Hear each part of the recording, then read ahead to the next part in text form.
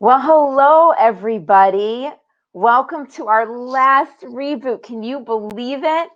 Oh my goodness, we have spent the summer together. And as I look through some of the people that have identified themselves here in the chat, I see some familiar names. Sadie Page, welcome back, Sadie.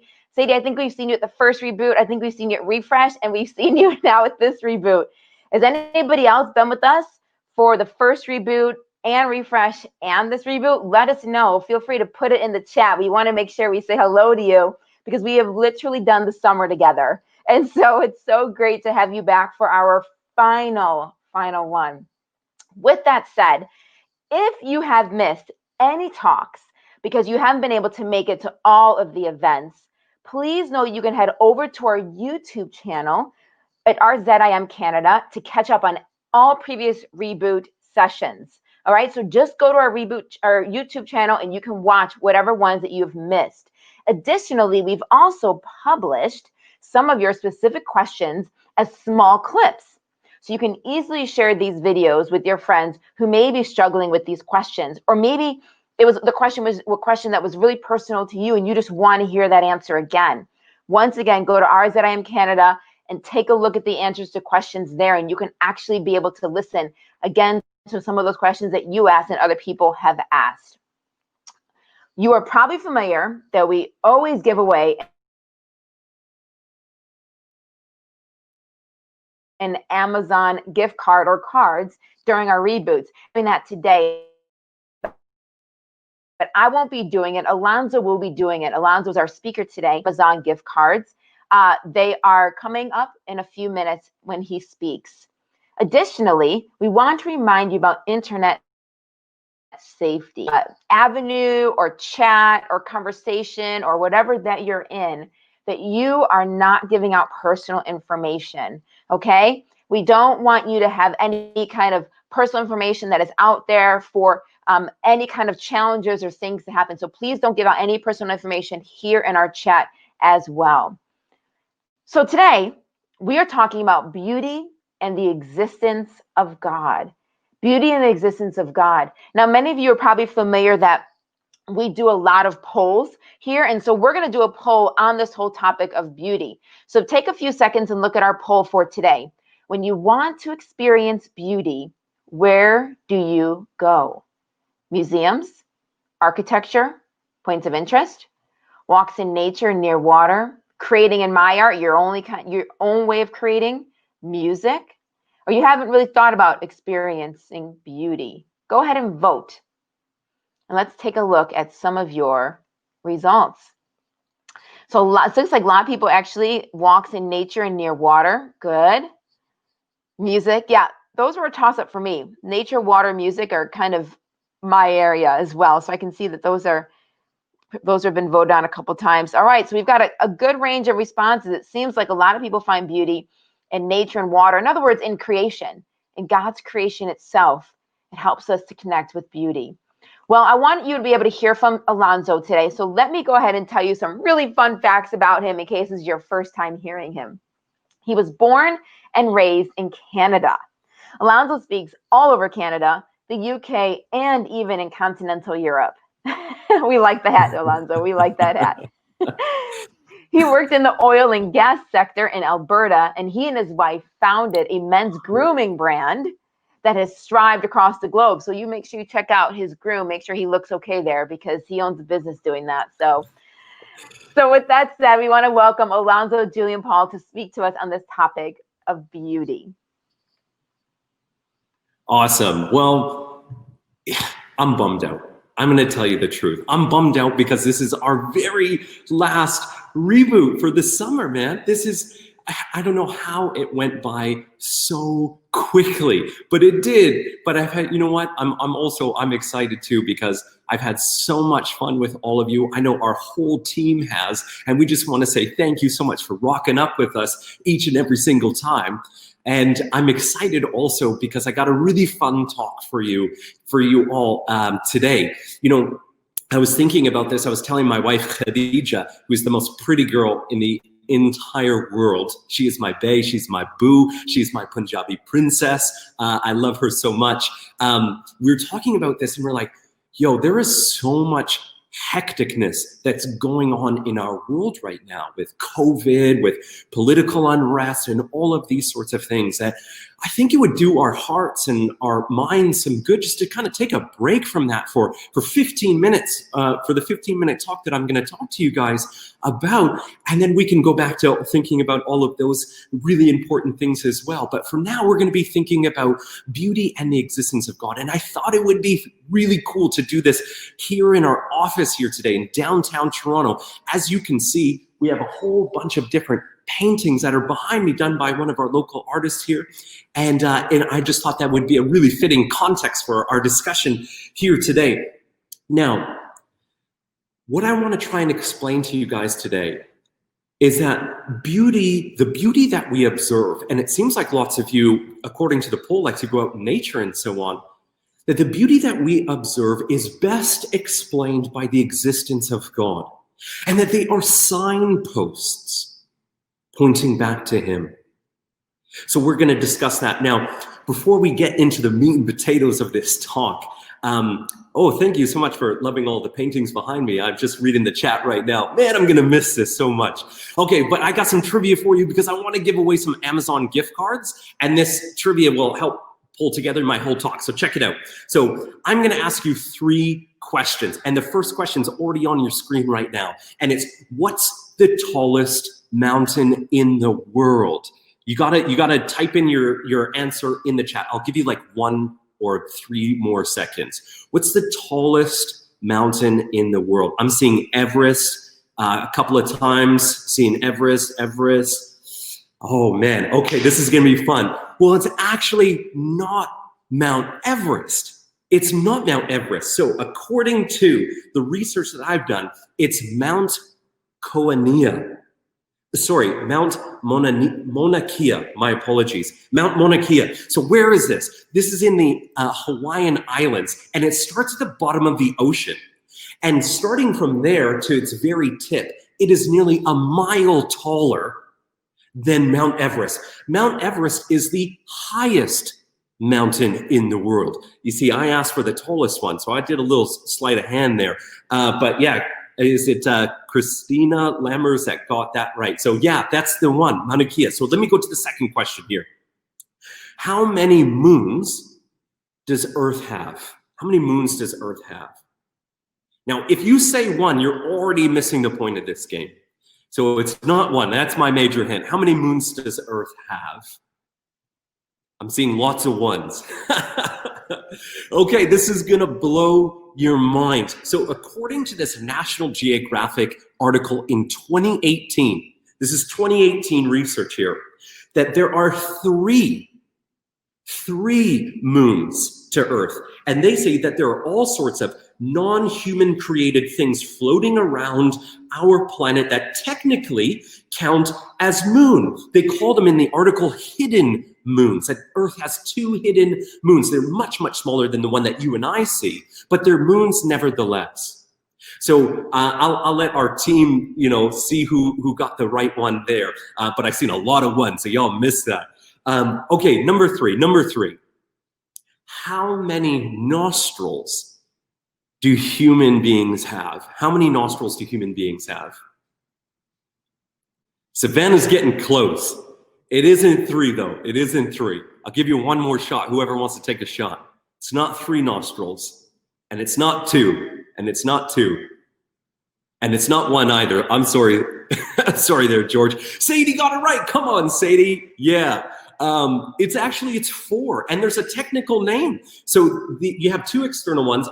Obviously you don't need to see all that, but there's actually 2 internal ones as well. They're called choanea, C-H-O-A-N-A-E. And so you have 4 nostrils, technically speaking.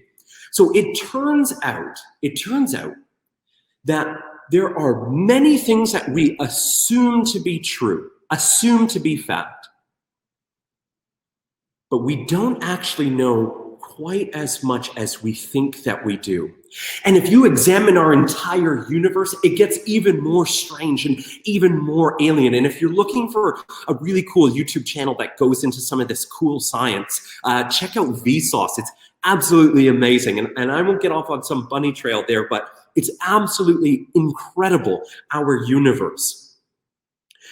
But virtually in the same way, as people think that they know that they only have two nostrils, our culture claims to know that believing in God is as ridiculous as believing in Santa Claus. I'm sorry if anyone believes in Santa Claus. I may have just ruined that for you. And our culture says that there is zero evidence for the existence of God. We're told this. I was told this growing up. Bill Nye, the science guy, holler if you hear me.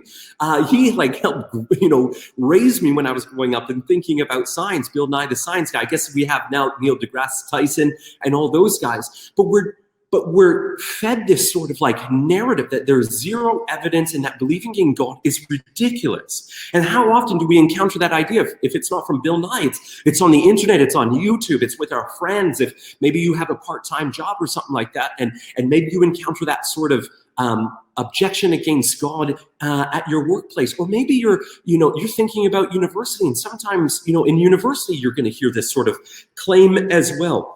But I want to submit to you that that idea that belief in God is ridiculous is simply false. It is simply false. You have 4 nostrils, and it is not true that it's ridiculous to believe in the existence of a God behind our beautiful universe.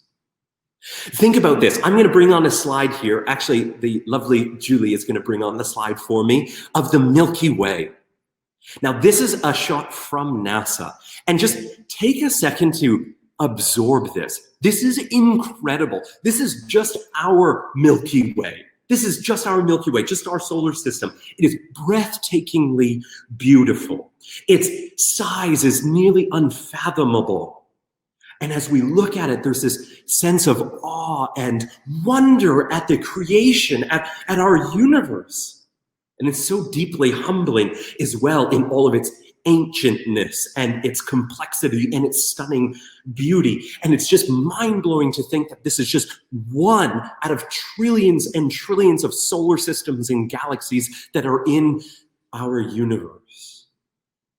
Man, if you have not ever gone out at nighttime and just looked at the stars, man, I encourage you to do that. I grew up in the city, so I didn't do that kind of thing.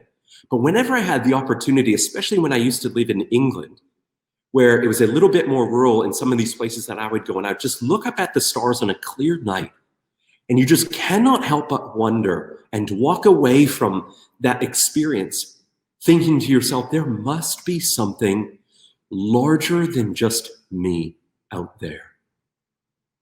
It's absolutely awe-inspiring. And the ancient book of Psalms says this: the heavens declare the glory of God, and the skies above proclaim his handiwork. Day unto day pours out speech, and night unto night reveals knowledge. But it's not merely out there in space that we are utterly overwhelmed with beauty. And when I say this word beauty, don't get it twisted. I'm not thinking, Hollywood superficial sort of beauty. I think that's nonsense sort of stuff. What I mean is that our planet is teeming with beauty. It's bubbling over with beauty. So I'm going to put up a few more photographs. Check out this flower, for example. The structure, the color of our beauty.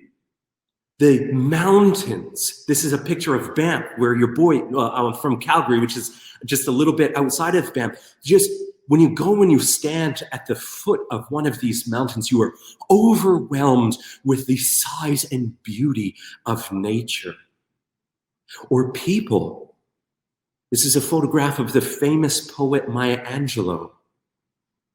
And we see, when we look at people, the image and the beauty of God in every single life and human being. And not only do we see it out there in nature and so on, but we also see it in the arts, kind of like what's behind me here right now, or in poetry. So check this out. I'm a big hip hop guy, and I love poetry, which is, hip hop is a form of poetry. And Maya Angelou writes this words, And just listen to the beauty in this thing. In the flush of love's light, we dare be brave. And suddenly we see that love costs all we are and will ever be. Yet it is only love which sets us free.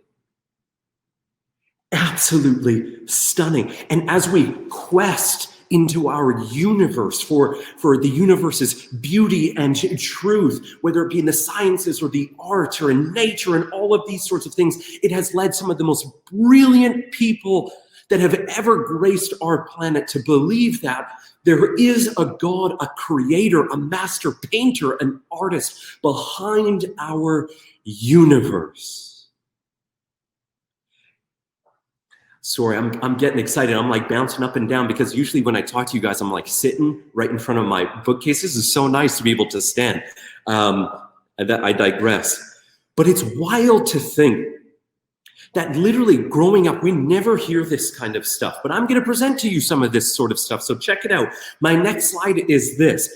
I just said that some of the most brilliant minds in the world have looked into things like science, mathematics, art, literature, and so on, and have come to the conclusion that there is a God behind all of this beauty, behind this universe. Between 1901 and the year 2000, over 60% of Nobel laureates were Christians, had faith in God, which means Nobel laureate prize, the Nobel Prize is almost the pinnacle of these respective fields. So Christians make up 78.3% of all Nobel Peace prizes in peace, over 70% in chemistry, over 65% in physics, over 60% in medicine, over 50% in economics, and nearly 50% of all literature awards. All of these people, all of these winners of these prestigious awards believed in God and took their faith in God very seriously. I'm going to tell you about another person here. And oh my goodness, the time is already going so quickly.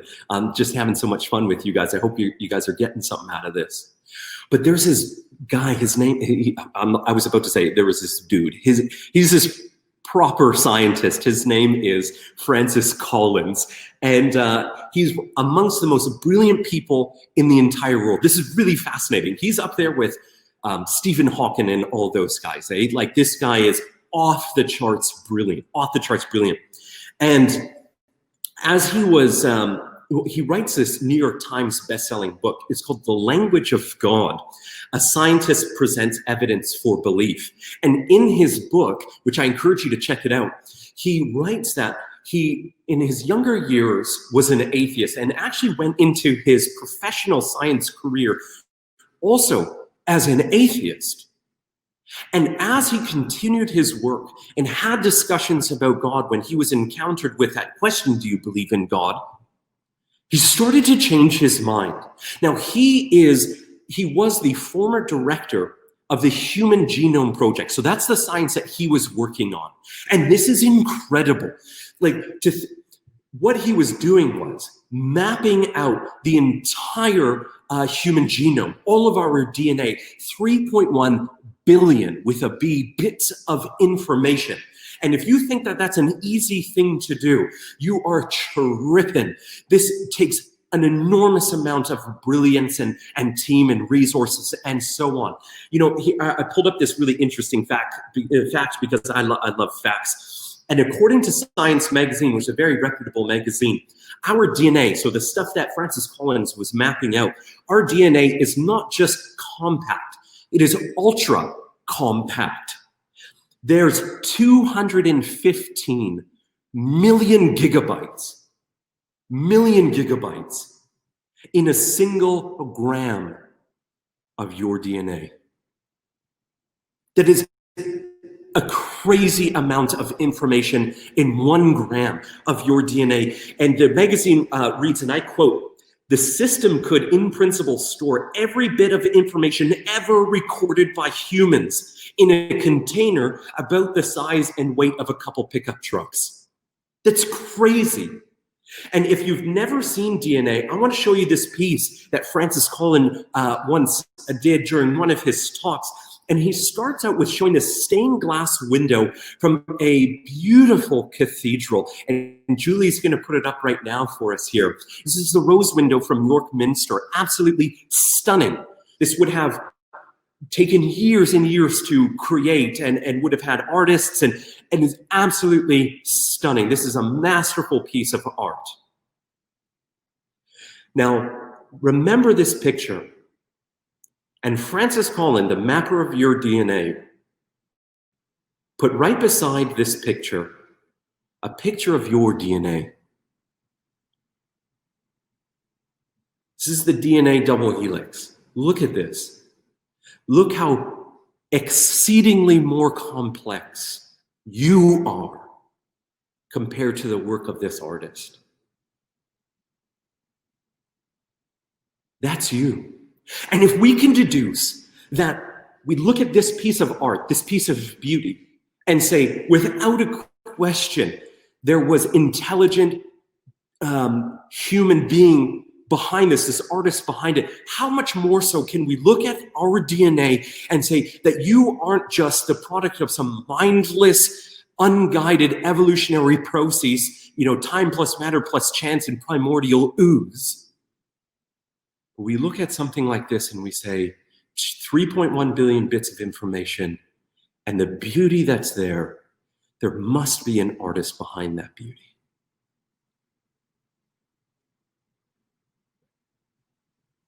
You were beautifully created. And all the beauty in our universe is like a megaphone proclaiming God's handiwork and that you were fearfully and wonderfully made. Now, time is quickly escaping us, so I'm going to bring this to a close. One of the questions that we have to try and wrestle with is, does this beauty that we observe in our universe make more sense in an atheistic, naturalistic universe, a universe with no God? Or does it make more sense with a universe where God is behind it, intelligently and artistically designing the universe and everything in it? Now, we can go into this more in the Q&A because I have a ton of quotes for you guys. But it seems like when people started to really try and argue for this mindless, unguided process, especially in the 20th century, that in the 21st century now, we have scores of philosophers and so on that are arguing for the opposite. That the beauty in our universe isn't a knockdown argument to prove God's existence. I'm not trying to say that at all. I have other reasons that I believe that God exists, including fine-tuning, including the origin of the universe, including all of these sorts of things, and of course, the person of Jesus Christ. But what beauty can do is that it shows that this artist is behind our universe and that you and me are created with these longings on the inside of us. And these longings on the inside of us long for all sorts of different things. But one thing is for sure, this is cross-cultural, this is from the beginning of the human species, is that we long for things like beauty. We long for things like beauty. And C.S. Lewis famously wrote in one of his books, and the lovely Julie will bring this up, creatures are not born with desires unless satisfaction for those desires exist. A baby feels hunger while there's such a thing as food. A duckling wants to swim while there's such a thing as water. And if I find in myself a desire which no experience in this world can satisfy, the most probable explanation is that I was made for another world. An atheist philosopher, Paul Draper, he says this: a beautiful universe, especially one containing beings that can appreciate beauty, is clearly more likely with God rather than without God. And so beauty, I think, is like a signpost for you and for me, to point us towards the master artist that's behind all of the beauty that we see in our world, which would make sense of when Paul the Apostle writes in Romans chapter 1, "For what can be known about God is plain to them, because God has shown it to them. For his invisible attributes, namely his eternal power and divine nature, have been clearly perceived ever since the creation of the world and in the things that have been made." And my thought that I want to leave you with is, perhaps you and I are so drawn into beauty because the author of beauty, the beauty valuing God, is drawing us in to himself, drawing us in to the source of beauty itself. Thank you so much for giving me a hearing. I know there's going to be a ton of questions that are going to arise from this, but I'm so excited to respond to your questions because I think this is just the dopest topic. So I hope I can do it justice. I'm going to invite Alicia back to help me with Q&A. She's going to be doing the moderating and helping me answer some of them. Probably the really tough ones, I'm just going to punt back to her. And but before that, check it. Some of you don't know about Alicia is that she has been playing hockey for over 20 years. Your boy has played hockey once. And it was because I was forced to in junior high. You know what I mean? But she's done for over 20 years, which makes, I think, her an honorary Canadian. Holler if you hear me. And so she's brilliant. Alicia is awesome. We love her. And she's going to be helping us today. Okay, thanks so much, Zoe. So we have a lot of really good questions. Please continue to write them in. Really love reading them, and hopefully we'll get to as many as we can. So let's just jump right in. When we produce/make art, music, etc., are we creating beauty or just rearranging beauty that God creates? So when we produce these various things, are we creating beauty of itself, or are we actually taking something that God has done and maybe recreated it in some way? Or is there a third option, even maybe another option that wasn't listed? Yeah, this is really cool. So this is, I love jargon. I don't know if you guys like jargon. Like I'm sure in hockey, again, I don't know hockey. I'm so sorry. I'm more of a basketball, football kind of guy. But within hockey, there's particular jargon, right? There's the blue lines I see sometimes, and you guys know exactly what I'm talking about. Well, in art, jargon. And so one of the really cool things, and you'll find this in philosophy, and beauty, just to put it out there, is a huge thing, not only in literature and art, like painting and poetry and so on, but it's also a big topic within philosophy. Now, the ancients were the ones that really started to think about there's this transcendentness to beauty, that beauty somehow points back to its originator. And that was the point I was trying to make at the end of my talk. It doesn't prove that God exists, but it's one of those signposts that says, hey, there's something bigger, more transcendent to our world than purely just physical assortments and arrangements of atoms. Now, within that sort of context, we come across this word ex nihilo, which is a fun word to say, and it means out of nothing. And so when we're thinking about God as an artist creating our beautiful world, God creates ex nihilo, out of nothing. And this is a real problem for scientists, when they're just thinking about the origin of the universe and Big Bang and so on, and that's kind of a side subject.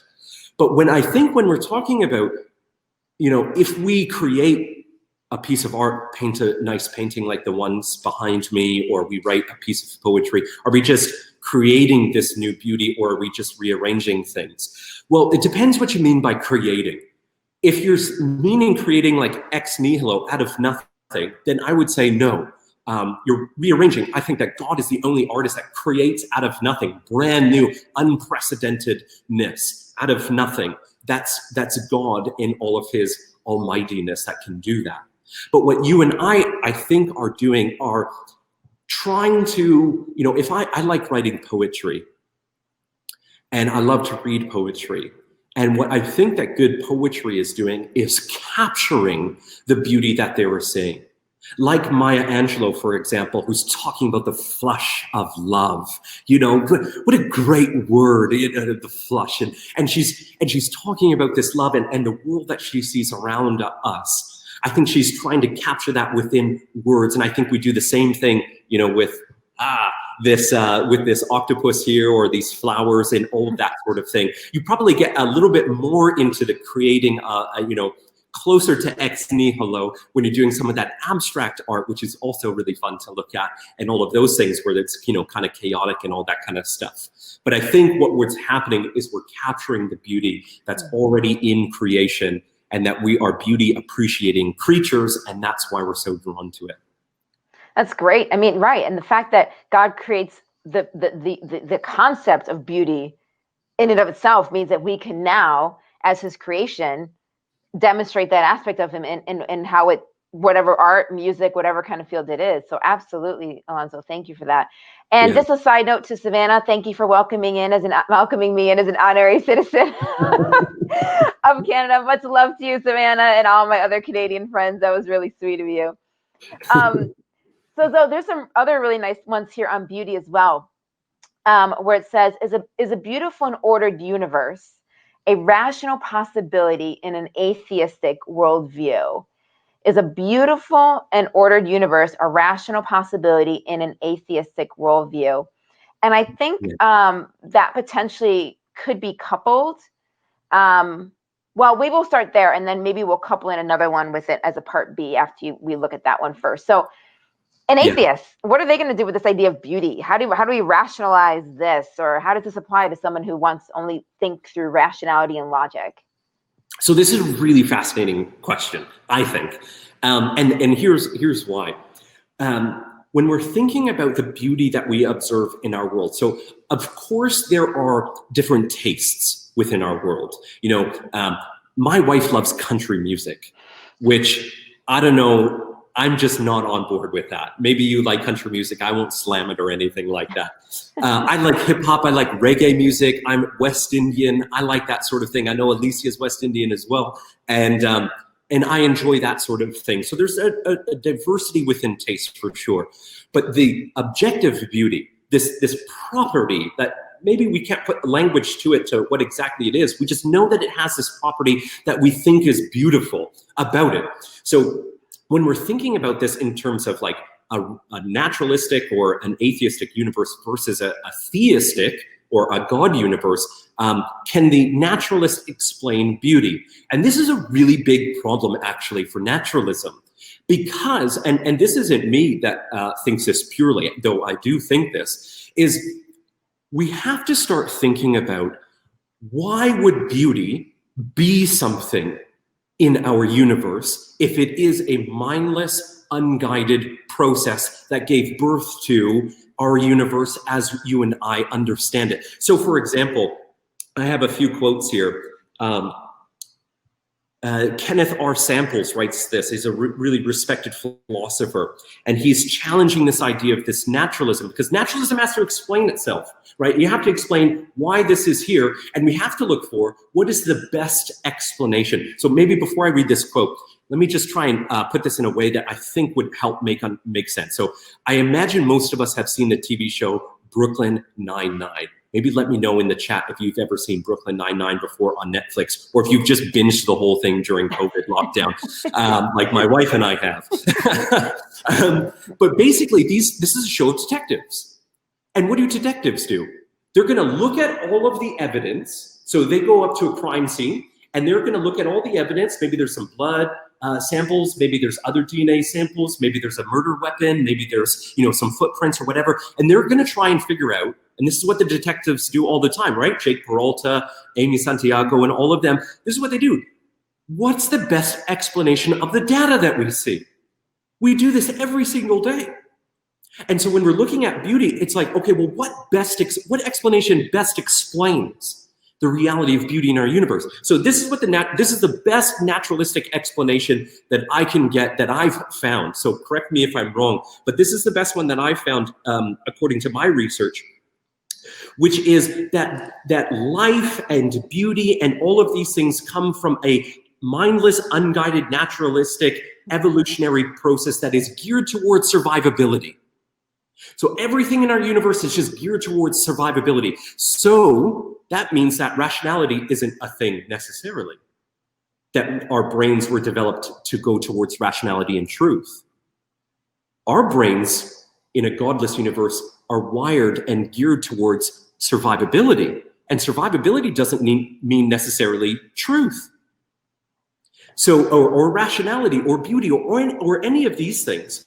So in a universe that's geared towards survivability, the best explanation is that beauty is a survivability thing. So let me give you an example that, we think the color red is really nice, like on my hat here, that's really nice because, our ancestors used to see red sometimes. And sometimes when we see red, there would be cherries or apples or something like that. And we would say, oh, there's food. And that's why we have a pleasant sensation when we see red, that sort of thing. But I think according to the research in the 21st century, that explanation is weak sauce.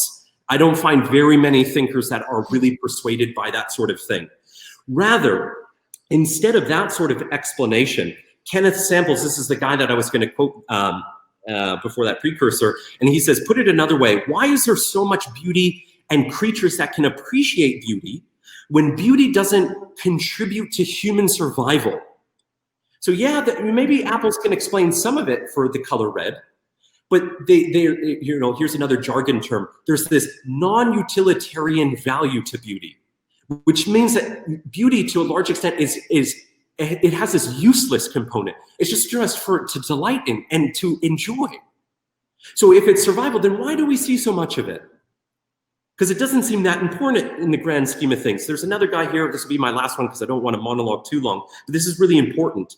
William Davis, he says this, if everything, including humanity, is the result of random impersonal forces which encourage only survival, then it seems highly unlikely that the process would yield human beings that can recognize values like artistic beauty, which aren't survival conducive.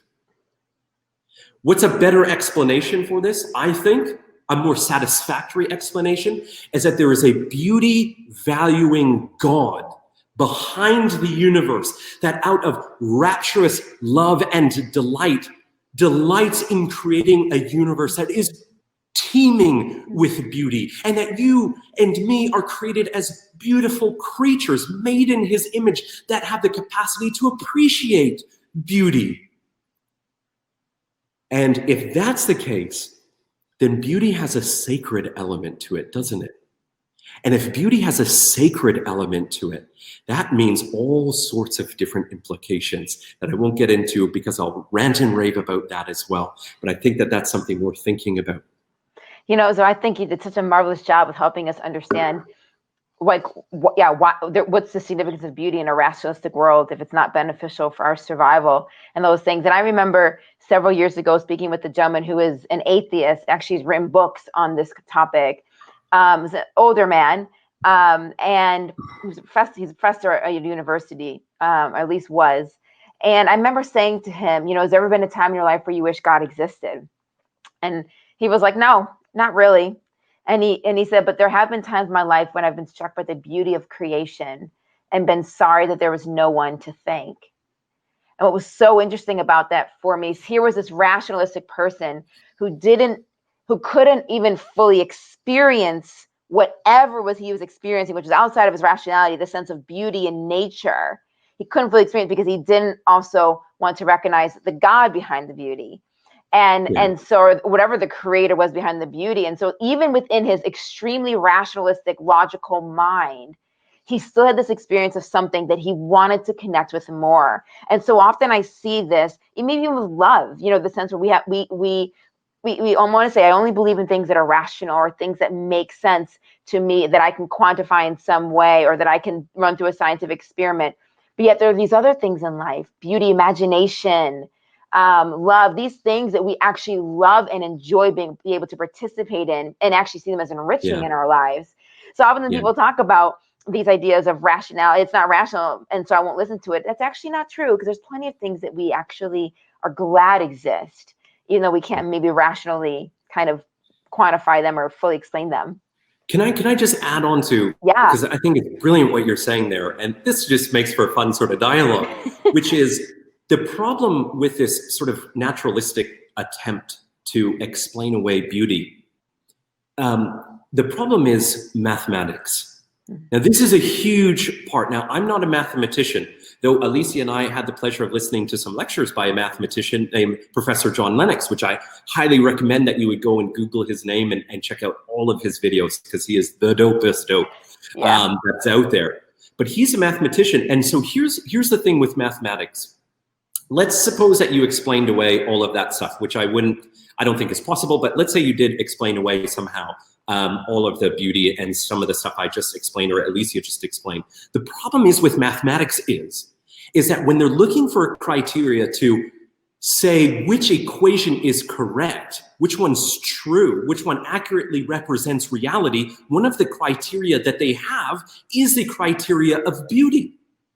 Is the equation eloquent? And that, when you read some of these mathematicians, again, I'm not a mathematician, so I don't fully understand, but what they tell me is that when they're looking at different equations, the one that is eloquent, the one that is beautiful, is more likely to be true. Now, what survivability aspect to mathematics is that? Besides basic math, none of that stuff. We're talking calculus and astrophysics and all these sorts of things. So even if we could explain away somehow, paintings and stuff like that, in the realm of mathematics, beauty dominates and is a pointer towards truth. And I think that God intentionally did things like that to point us back to the truth, which is God himself, the creator behind the universe. Great, great. Well, there's a great question here by Timothy. We've been talking about all these great, beautiful things, but there's times when those beautiful things maybe don't treat us in a beautiful way. And so Timothy's question is, how do we reconcile the beauty of creation along with the more violent side of creation, such as earthquakes, volcanoes, black holes, etc.? So we've got these beautiful mountains. We have this beautiful earth that we see around us, yet sometimes it quakes. As we just had recently, this past Sunday, I was woken up by the remnants of an earthquake that actually happened in, I think, North Carolina, Sadie's area. So we have volcano mountains that look great, but then they could be volcanoes and cause so much damage. How do we deal with this beauty of creation? And then also deal with the fact that the beauty oftentimes seems to harm us. Yeah, wow, that's really great. So, I was just talking to an audience in the US last night in Minnesota, just an hour outside of Minneapolis, and which is really cool because they were just in like the parking lot, because there's COVID restrictions, right, still in the US, just like here in Canada, and they had a great time trying to make fun of, like, I'll say the letter Z, and they're like, what is a Z? And I'm like, Z, that's what I mean, right? And all of these sorts of things. Or I say words like about and stuff like that, which is, they're like, oh, he's so Canadian. I'm like, heck yeah, and I'm drinking Tim Hortons too. So anyway, sorry, my digression. And so I was talking about suffering, and natural disasters like that, often come up. Now, if you're really interested in this, our boss, her name is Dr. Amy Orr Ewing, just wrote a book on suffering, and I'd highly recommend it to you, as well as John Lennox, that professor of mathematics that I just mentioned. He also wrote a book on suffering, several books, in fact, as well as another colleague of ours named Dr. Sharon Dirks, out of Cambridge. She lives in Oxford right now, and her book's called Why, and she wrestles through these huge questions. So those are 3 resources for you that you can check out if this is something that you really want to look into. I think there's a few moving pieces when we're looking at natural disasters. Some people call it natural evil, the problem of natural evil. And that's a tough thing to say, because it seems like what is evil in and of itself of a thing like a volcano erupting or a tsunami?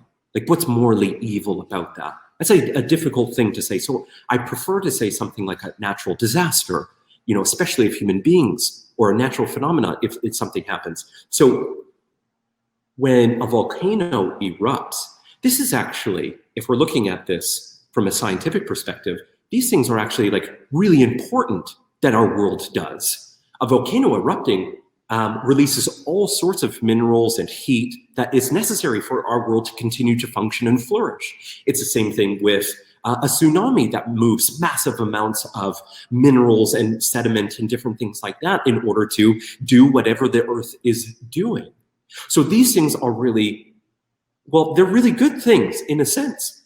The problem is, I think, is that when human beings unfortunately get in the way of these sorts of things, and it's like, well, why is that the case? Why does that happen? And I think that this is a result of the fallen brokenness of our world that we see. Our world was not intended to be the way that it is right now. Sometimes, like I think about in California, or maybe not California, maybe some of these other countries that are out there where there, some people that they just don't have the money to move away from places where they have tsunamis and all of that kind of stuff. And that just seems to indicate to me things like human greed, where we're not sharing and not helping these people to get away from some of those places if they wanted to get away from some of those places. So I think there's multiple pieces that are going into these things.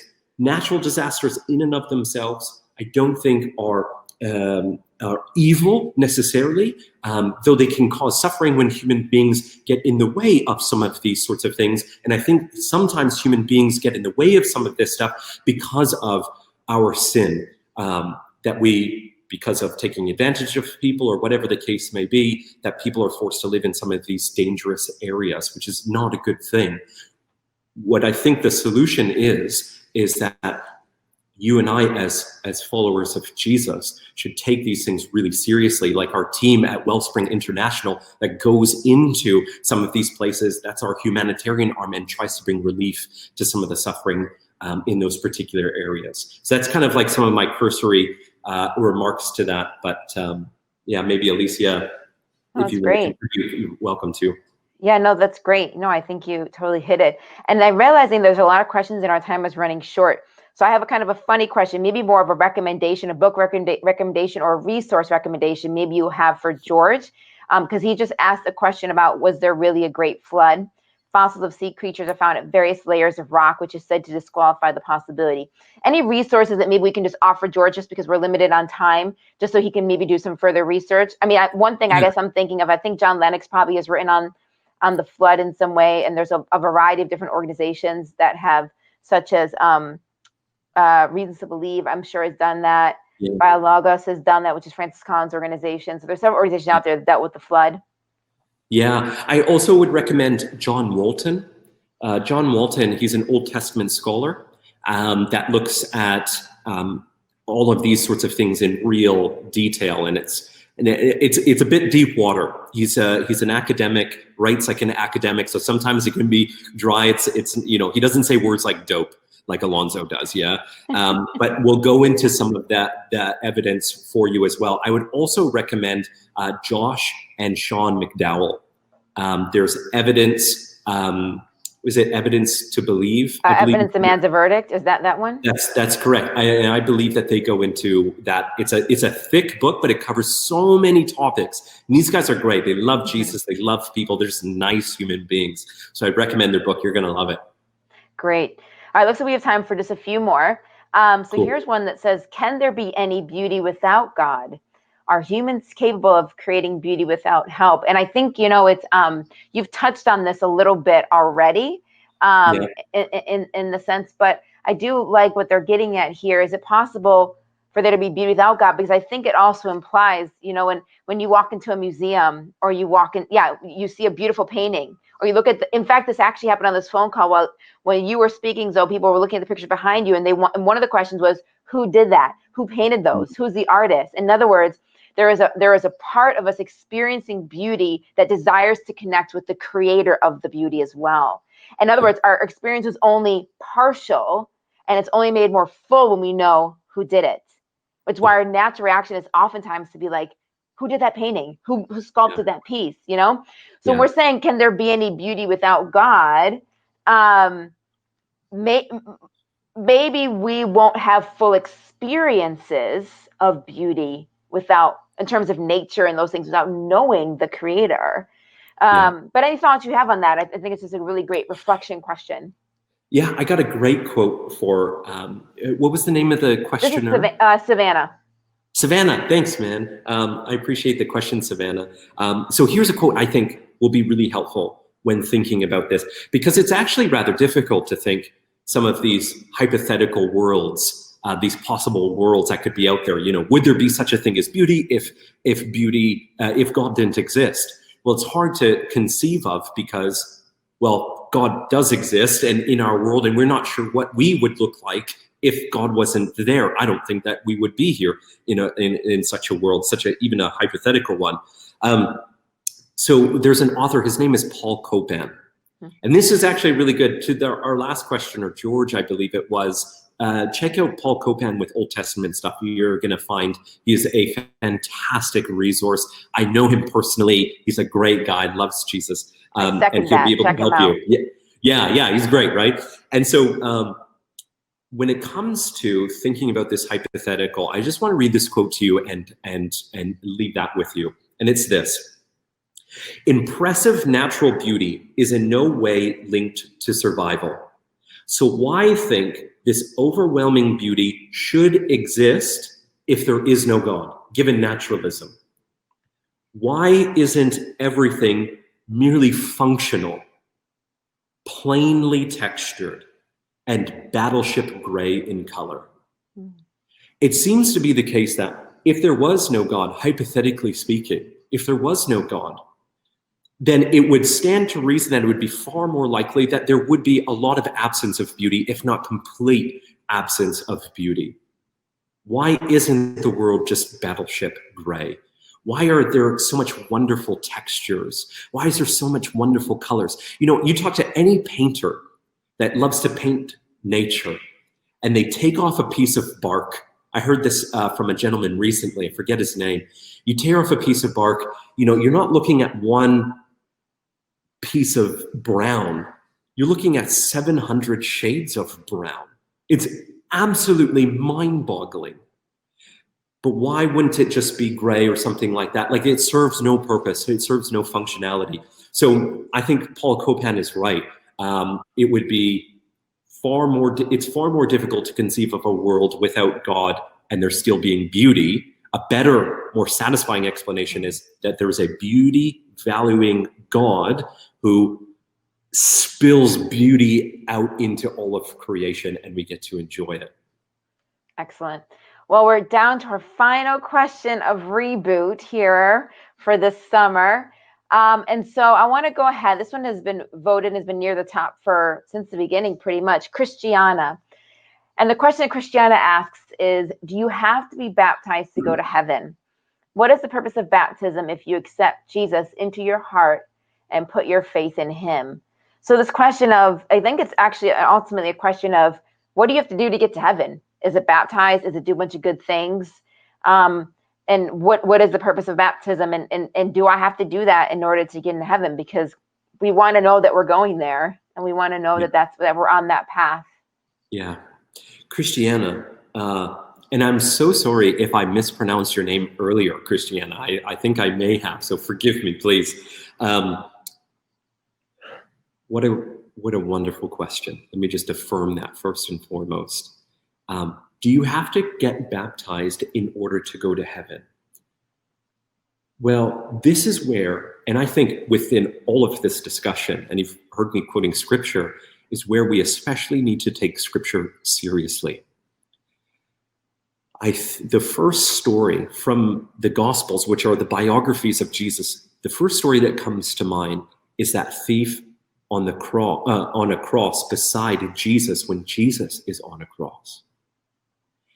And this thief makes this beautiful, it was stunning, this confession of faith in Jesus. He says, remember me, Lord, when you enter into your kingdom.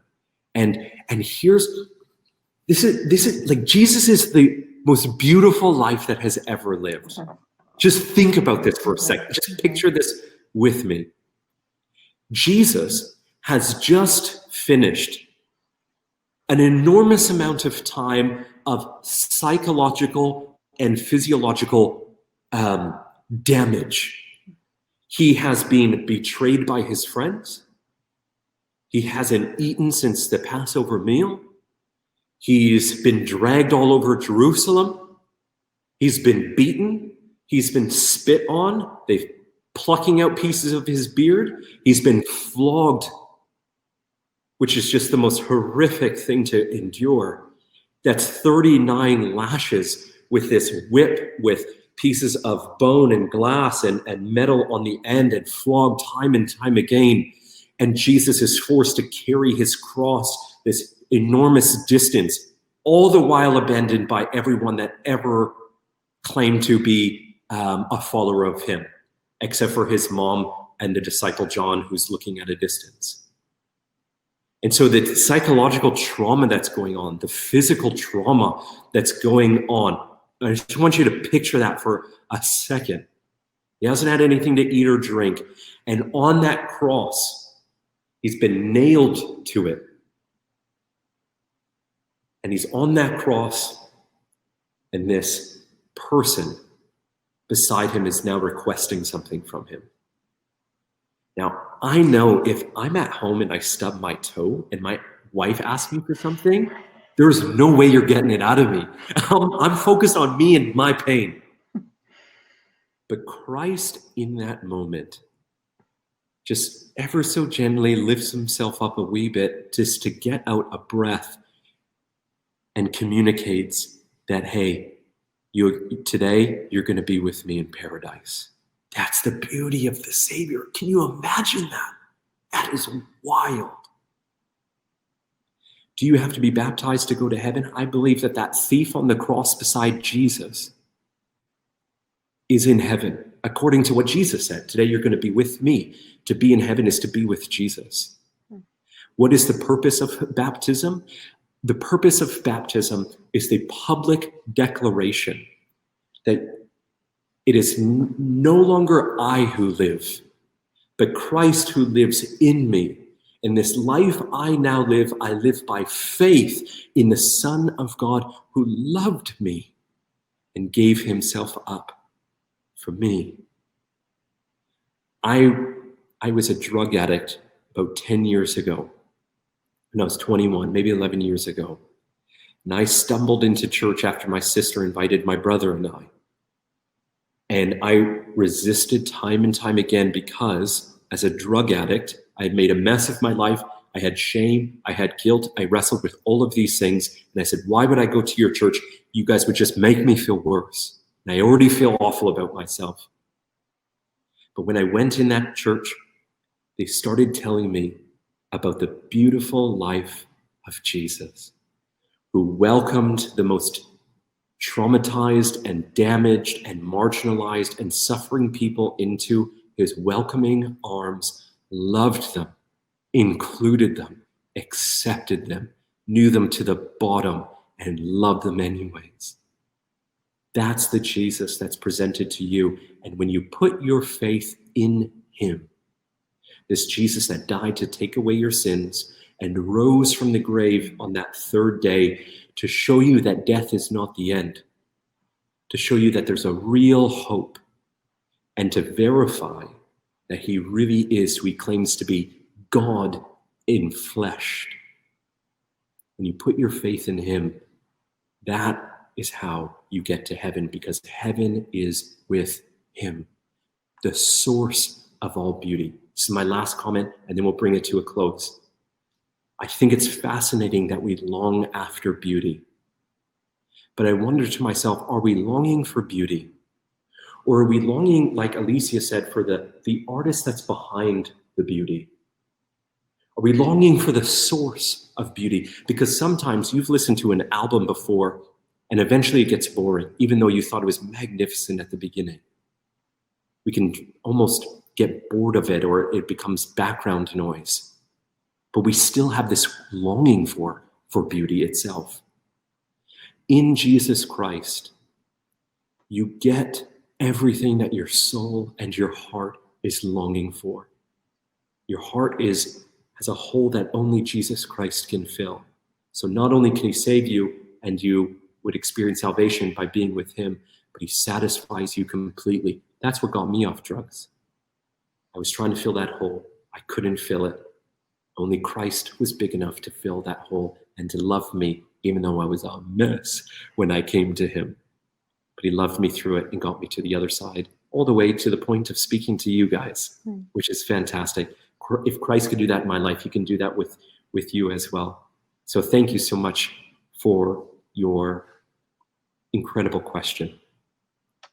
Thank you so much. So it's been a pleasure to listen to you, and you've given us so much to think about and to be grateful for when it comes to beauty. The fact that we can experience it, the fact that we can know the creator behind it, the fact that it is, when we do beauty, we are reflecting even the person that we were created like. And so thank you so much for your thoughts and perspective on this topic. And so with that, friends, that brings us to the end of our talk and Q&A time. But I want to remind you that you can still connect with RZIM in social media, okay? You can go to our RZIM, follow us on Twitter, RZIM Canada, or Facebook, or any of these other places, and you can learn more about RZIM. You can get more questions, maybe type in more questions depending on the different platforms. So please feel free to connect with us. You can see things the different speakers post when you go to their specific speaker social media pages. Both Alanzo and I have those, and so as well as all the other speakers that have been with us over the course of time. So you can definitely see whatever fun blogs and posts and things like that that we post as well. Once again, I want to remind you about RZIM Connect, which is our online global community. It is our way of being able to connect with people, regardless of COVID or anything like that. We have the ability to connect with people online, because online still works and it's not closed. So if you have a question, it's a great place to post a question, and somebody from around the world can answer your question, or you can respond to somebody else's. It's a beautiful network, a beautiful family of people who are on the similar journey in terms of understanding who Jesus is and helping believers to think. Additionally, I want to remind you that we still have our RZIM Academy discount. For those of you registered today with a 20% off code. You see it says CDN 2020, so you definitely want to take advantage of that as well. And if you need prayer, I mean, we've talked about a lot over the summer. Still know that we can still be praying for you. And if we're not visiting you face-to-face over Zoom or social media or Big Marker or any other online platform that we're not seeing you on, we can still be praying for you. So please email us at prayer@rzim.ca as well. And finally, before we close out, we actually have a really neat video that kind of recaps our time of Reboot over the summer. And so I want you to stay tuned or in a few seconds to watch that video. And until the next time I see you, thank you all so much. It's been great to get to know you guys over the last several months. We love you. We see your names and faces and get excited. And it's just, thank you for letting us do the summer with you. We've done COVID in our homes with you, and we're so grateful. So until the next Reboot, thank you so much, and enjoy this video. Hello, everybody. Welcome to Reboot. Guys, we have so fallen in love with you. Our team has been praying for so many of you by name. Diana and Mark and Gillian and Coben, and welcome everyone. Our team is so thankful to have been able to host the first ever digital Reboot. Reboot is the teen conference that RZIM hosts where no question is off limits. What was so unique about this event is usually when we do our Reboot, we invite the students to come to us. But because of COVID, we went online and went to them. Our students from all across Canada, including the most remote regions of this country, tuned in. Where they were joined by students tuning in from Venezuela, Australia, India, the Philippines, and all around the world. Regardless of whether we have to social distance or whether we can do it in person, we're going to continue spreading the gospel of Jesus Christ because people matter and He loves people. We looked at Jesus' words that if the Son sets us free, we'll be free indeed. We thought about this idea that maybe there is a deeper kind of freedom than just living however we want. In a world where there is a God, then everything we do matters. Even the smallest action we take, we can reflect the image of the God who made us and the God who watches us and notices even the small things we do. We were just fielding a whole range of different questions from students who were just hungry to have their questions answered and to be voting on other people's questions. Questions we dealt with were things like the character of God in the Old Testament and how do we deal with difficult texts about Him. Questions around dating and what does the Bible have to say about that. Questions about why suffering and what does success look like and how do I cope with loneliness. As so many of the students came and tuned into every single evening event, the question that surprised us the most, I think, came on the second to last evening of Reboot when students started the hashtag Keep Reboot Going. You know what? Why not? Why not do more? And so they enthusiastically decided we're going to do more evangelism this summer, and they've added on a whole nother session of Reboot Digital number 2 with more topics and even a variety of speakers that they weren't on the first session. It's quite amazing. The digital event could seem very impersonal, but when the Holy Spirit's at work, when God is speaking both to the speaker and the team and also to the audience, even if we're in different places, something very special can happen, something very intimate can happen, and we really had a sense of the rightness of offering that prayer tonight and a deep sense of people having put their trust in Christ. And we just want to encourage you to continue seeking, to continue asking those deep questions, because we promise that you will find the answers to the cries of your heart in the person of Jesus Christ.